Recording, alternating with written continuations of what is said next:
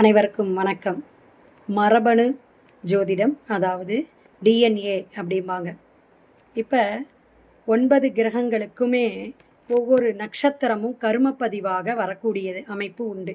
இப்போ சூரியன் அப்படின்னா அஸ்வினி, ஆயில்யம், அனுஷம், பூரட்டாதி இந்த நட்சத்திரமெல்லாம் கர்மப்பதிவிற்குரிய நட்சத்திரமாக வரும்.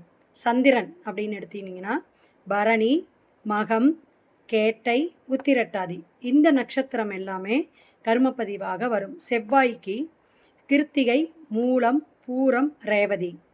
புதனுக்கு ரோகிணி, உத்திரம், பூராடம். குரு பகவானுக்கு மிருகஷீரிடம், அஸ்தம், உத்திராடம். சுக்கிர பகவானுக்கு திருவாதிரை, சித்திரை, திருவோணம். சனி பகவானுக்கு புனர்பூசம், சுவாதி, அவிட்டம். ராகுவுக்கு பூசம், விசாகம், சதயம்.